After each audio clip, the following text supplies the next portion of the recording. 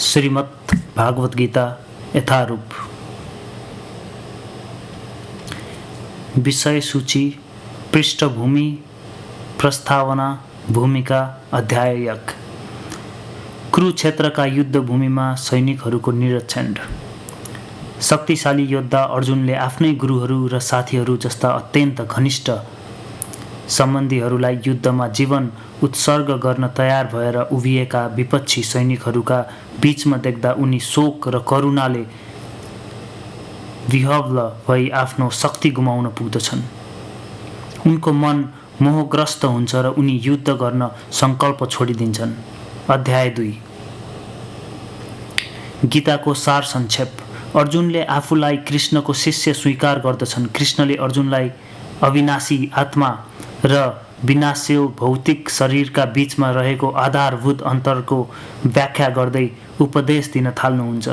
भगवानले अर्जुनलाई देहान्तरणको प्रतिक्रिया, ब्रह्माको निष्काम सेवाको प्रकृति र स्वरूप सिद्ध व्यक्तिका विशेषताहरूका बारेमा व्याख्या गर्नुहुन्छ।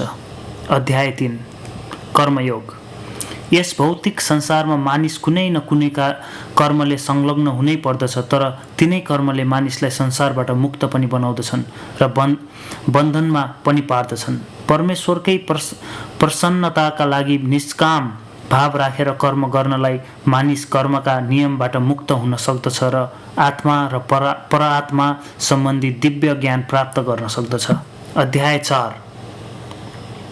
दिव्य ज्ञान। आत्मा र ईश्वर तथा यी दुईको सम्बन्ध विषयक दिव्य ज्ञानले मानिसको शुद्धिकरण गर्दछ र उसलाई मुक्ति प्रदान गर्दछ। कर्मयोग, भक्तियोगबाट यो ज्ञान प्राप्त हुन्छ। भगवानले यहाँ गीताको प्राचीन इतिहास, भौतिक जगतमा उहाँको बारम्बार अवतरणको उद्देश्य र महत्त्व तथा स्वरूप सिद्ध गुरुका समीपमा जानुपर्ने आवश्यकताबारे व्याख्या गर्नुहुन्छ। अध्याय 5। कर्मयोग। कृष्ण भावनामय कर्म। बुद्धिमान मानिस दिव्य ज्ञान रूपी अग्निले शुद्ध भएर ब्रह्मा रूपीमा सबै काम गरे जस्तो देखिए पनि आन्तरिक रूपमा ती कामका फलहरू परित्याग गर्दै शान्ति, अनासक्ति, सहिष्णुता, आध्यात्मिक दृष्टि र आनन्द प्राप्त गर्दछ। अध्याय 6। ध्यान योग। अष्टाङ्ग योग एउटा यस्तो यान्त्रिक योगाभ्यास हो जसले इन्द्रिय र मनलाई नियन्त्रण गर्दछ र हृदयवासी परात्मामा ध्यान केन्द्रित गराउँदछ। यसको परिणाम समाधि वा ब्रह्मचेतना हो। अध्याय 7। परम ज्ञान। भगवान कृष्ण परम सत्य हुनुहुन्छ, कारणहरूका पनि कारण हुनुहुन्छ, भौतिक र आध्यात्मिक हरेक वस्तुका धारण गर्न सक्ने हुनुहुन्छ। महात्माहरू भक्तिपूर्वक उहाँका शरणमा पर्दछन्, तर अपवित्र आत्माहरू आफ्नो मनलाई पूजाका अन्य वस्तुहरूतिर लगाउँदछन्। अध्याय 8। भगवत प्राप्ति। जीवनभरि नै भक्तिपूर्वक भगवान श्रीकृष्णलाई स्मरण गर्नलाई, अझ विशेष गरी मृत्युको समयमा उहाँको स्मरण गर्नाले मानिसले भौतिक जगतभन्दा पर रहेको उहाँको परमधाम प्राप्त गर्दछ। अध्याय 9। परम गोपनीय ज्ञान। भगवान श्रीकृष्ण परमेश्वर हुनुहुन्छ, परम पूजनीय हुनुहुन्छ। भक्तिका माध्यमले जीवात्माको उहाँसँग नित्य सम्बन्ध छ। शुद्ध भक्ति जगाएर मानिस कृष्णको आध्यात्मिक धाममा फर्किन सक्दछ। अध्याय 10। भगवानको ऐश्वर्य। भौतिक जगतमा होस् या आध्यात्मिक लोकमा होस्, शक्ति, सौन्दर्य, वैभव वा विनयशीलता प्रदर्शन गर्न समस्त अद्भुत घटनाहरू भगवान श्रीकृष्णकै दैवी शक्ति वा ऐश्वर्यका आंशिक अभिव्यक्ति हुन्। सम्पूर्ण कारणहरूका पनि कारण स्वरूप तथा प्रत्येक वस्तुका सारभूत तत्त्व भगवान श्रीकृष्ण सम्पूर्ण जीवनका लागि परम पूजनीय विषय हुनुहुन्छ। अध्याय 11। विराट स्वरूप। भगवान श्रीकृष्णले अर्जुनलाई दिव्य दृष्टि प्रदान गर्नुहुन्छ र विश्व रूपमा आफ्नो अद्भुत तथा असीम स्वरूप प्रकट गर्नुहुन्छ। यसरी उहाँले आफ्नो अलौकिकता स्थापित गर्नुहुन्छ। कृष्ण भन्नुहुन्छ, मेरो सर्वाकर्षक मानवीय रूप नै ईश्वरको मौलिक रूप हो। शुद्ध भक्तिद्वारा मात्र मानिसले यो रूपलाई देख्न सक्दछ। अध्याय 12 भक्ति योग। भगवान श्रीकृष्णको शुद्ध प्रेम प्राप्त गर्ने सबैभन्दा सजिलो र सर्वश्रेष्ठ साधन भक्ति योग नै हो। यो नै आध्यात्मिक अस्तित्वको पराकाष्ठ हो।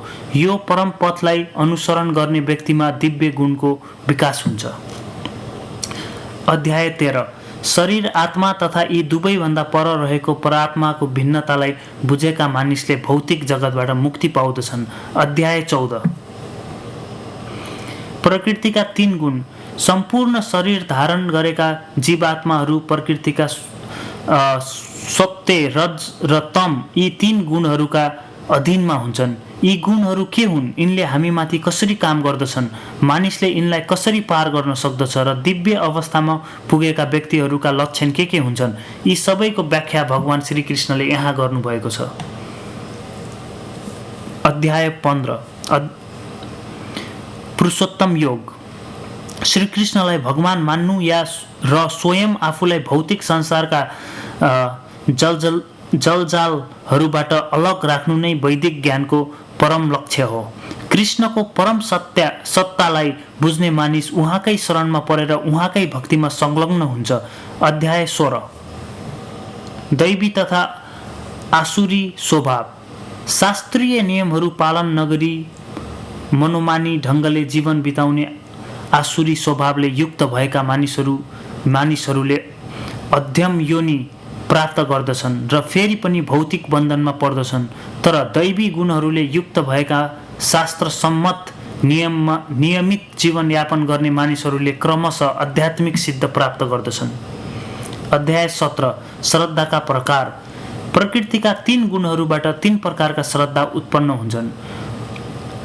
रजोगुण र तमोगुणमा श्रद्धा गरेर सम्पन्न गरिएका कर्मबाट केवल अस्थायी किसिमका भौतिक फल मात्र प्राप्त हुन्छन्। तर शास्त्रीय आदेशका अनुसरण गर्दै सतोगुणमा बसेर सम्पन्न गरिएका कर्मले हृदयलाई शुद्ध बनाउँदछन् र भगवान श्रीकृष्णप्रति शुद्ध श्रद्धा र भक्ति उत्पन्न गराउँदछन्।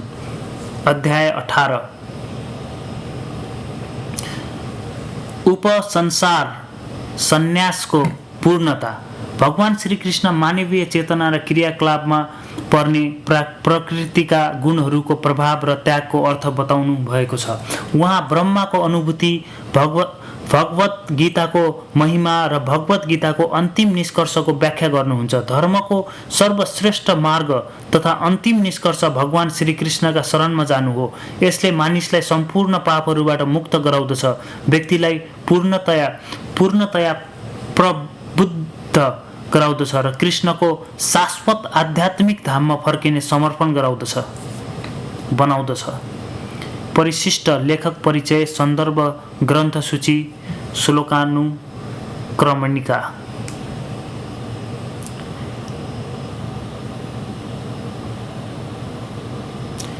पृष्ठभूमि।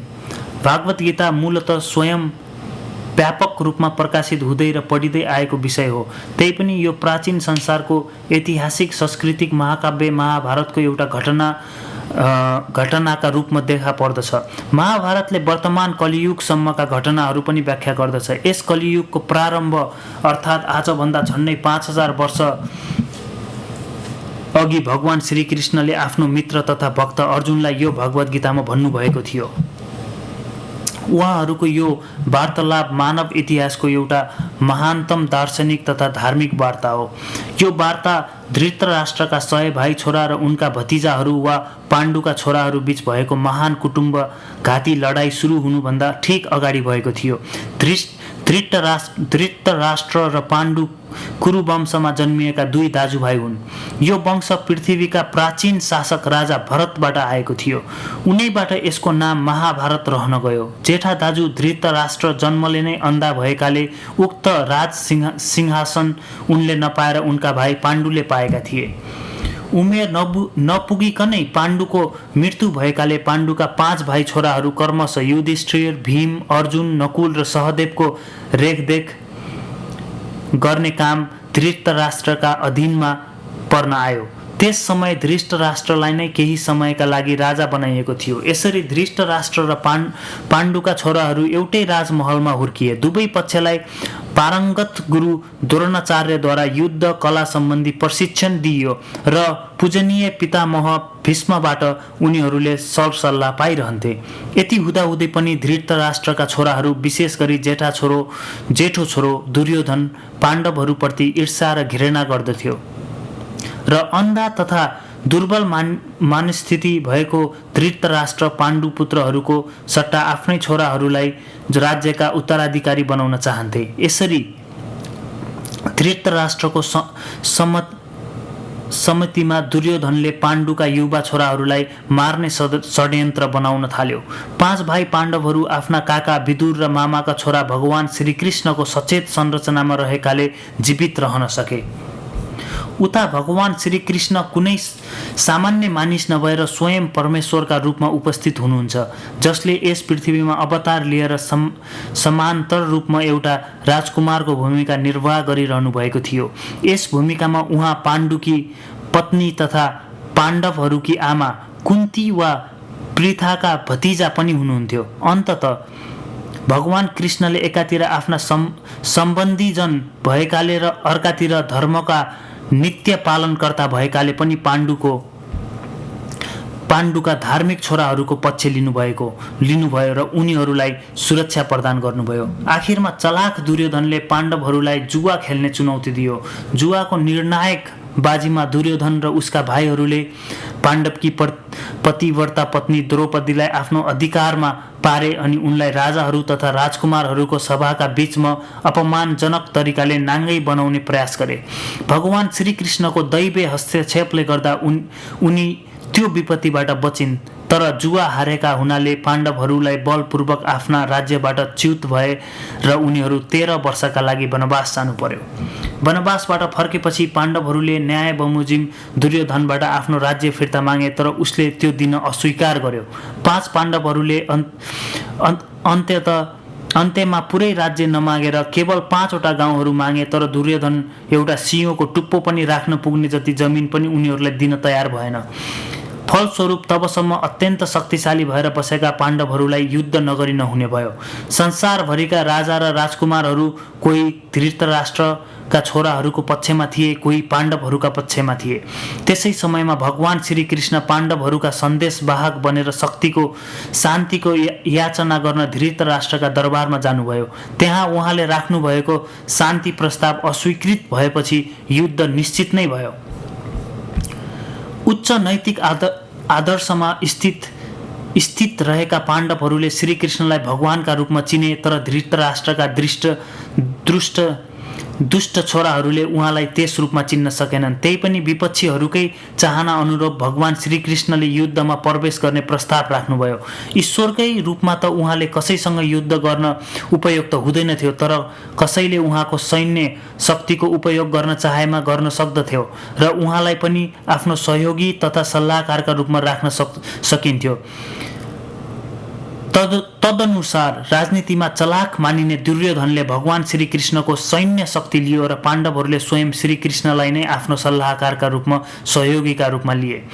यस प्रकार भगवान श्रीकृष्ण अर्जुनका सारथी बन्नुभयो र उहाँले ती विख्यात धनुर्धारीको रथ हाँक्ने काम गर्न स्वीकार गर्नुभयो। यसरी हामी भागवत गीताको शुभारम्भ हुने प्रारम्भिक बिन्दुसम्म पुग्दछौँ, जहाँ दुवै पक्षका सेनाहरू युद्धका लागि तयार भएर उभिएका छन्।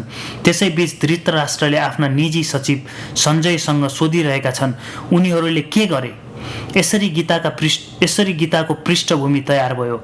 अब आवश्यकता भनेको यसको तथा भाष्यका विषयमा संक्षिप्त टिप्पणी गर्नु हो। सामान्यतया भागवत गीताका अङ्ग्रेजी पाठकहरूले भगवान श्रीकृष्णलाई बहाना बनाएर आफ्ना अवधारणाहरू र दर्शनहरूलाई एउटै पौराणिक कथाका रूपमा लिन्छन् र भगवान श्रीकृष्णलाई कुनै अज्ञात प्रतिभाशाली व्यक्तिका बीचहरूलाई कवितात्मक रूपमा प्रस्तुत गर्ने एउटा निमित्त कारण मात्र मान्दछन्।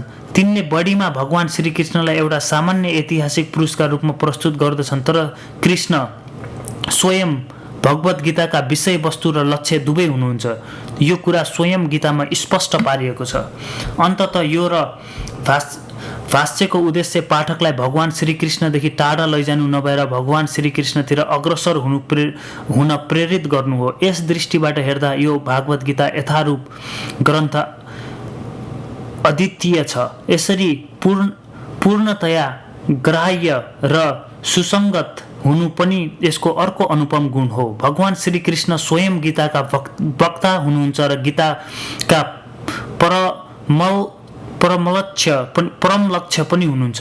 यस महान शास्त्रलाई यथार्थ रूपमा प्रस्तुत गर्ने यो नै एकमात्र भएकाले यसको आवश्यकता परेको हो।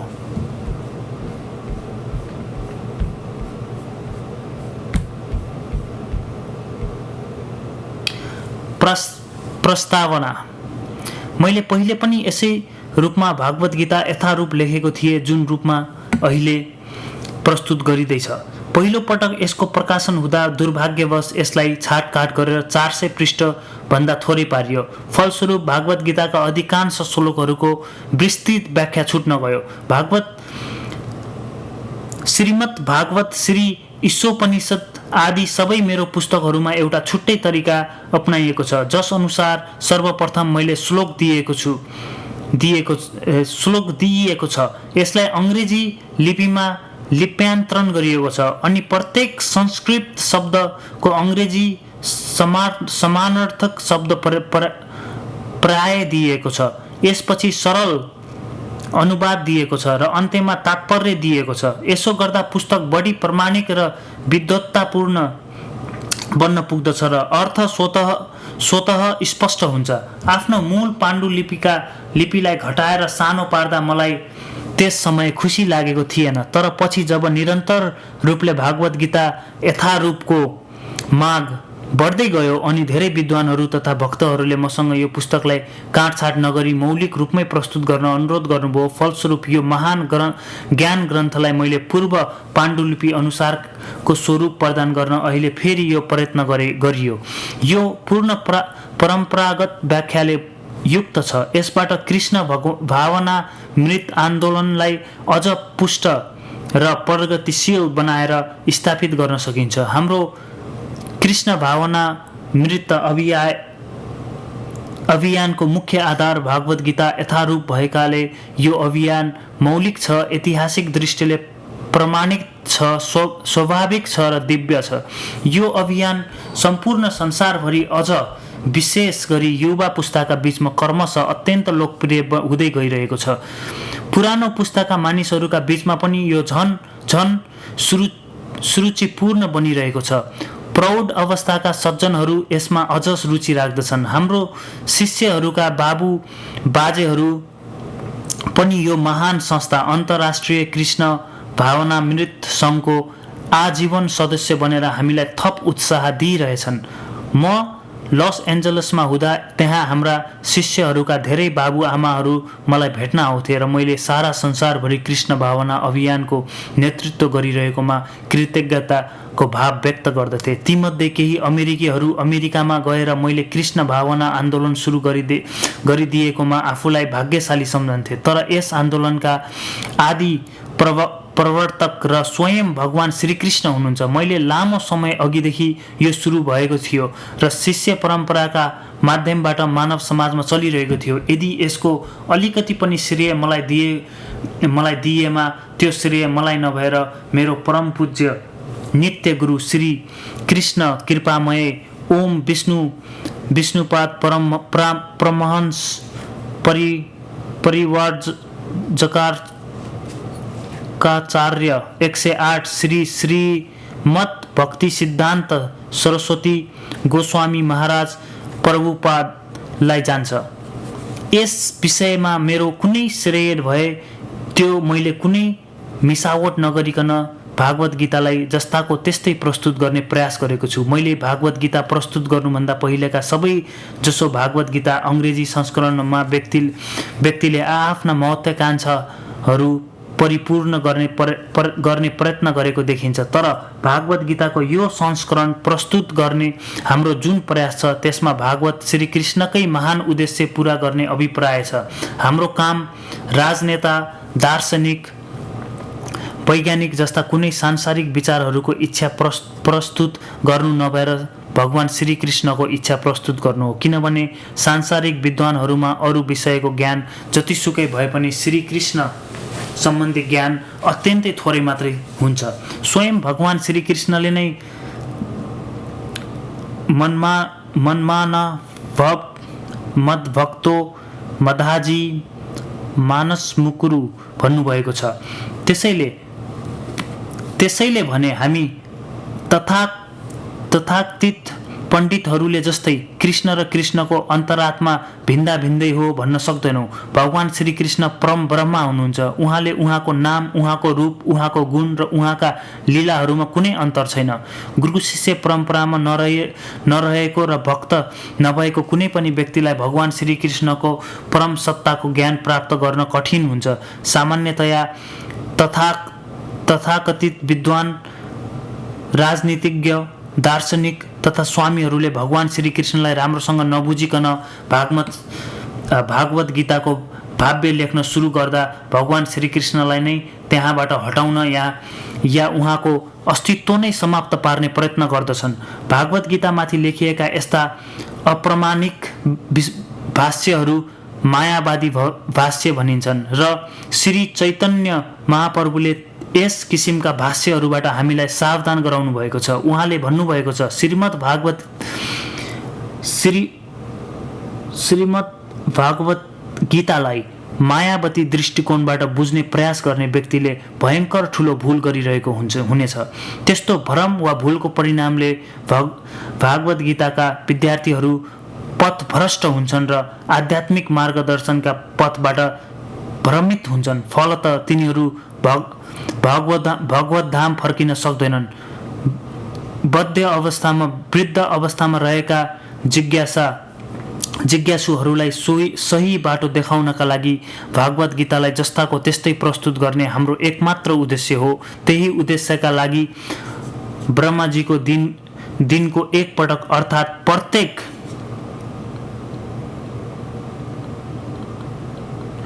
8 अरब 60 करोड वर्षमा एक पटक भगवान यस धरातलमा अवतरित हुनुहुन्छ। भागवत गीतामा यस उद्देश्यको चर्चा गरिएको छ र यसलाई हामीले पनि यही स्वरूप ग्रहण गर्ने प्रयत्न गर्नुपर्दछ। अन्यथा भागवत गीता र यसका वक्तालाई बुझ्ने प्रयास गर्नुको कुनै अर्थ रहँदैन। भगवान श्रीकृष्णले सर्वप्रथम लाखौं वर्ष अघि सूर्य देवतालाई भगवत गीताको उपदेश दिनुभएको थियो। यस तथ्यलाई हामीले स्वीकार गर्नुपर्दछ र भगवान श्रीकृष्णका प्रामाणिकताको गलत व्याख्या नगरिकन भगवत गीताको ऐतिहासिक महत्त्वलाई बुझ्नु पर्दछ। भगवान श्रीकृष्णका इच्छाको सन्दर्भ नदिइकन भागवत गीताको व्याख्या गर्नु ठुलो अपराध हो। यस अपराधबाट बच्नका लागि श्रीकृष्णले त्यसै गरी भगवानका रूपमा स्वीकार गर्नुपर्दछ। जसरी भगवानका प्रथम शिष्य अर्जुनले उहाँलाई भगवान मानेका थिए, भगवत गीताको यस किसिमको ज्ञान यथार्थमा लाभदायक छ।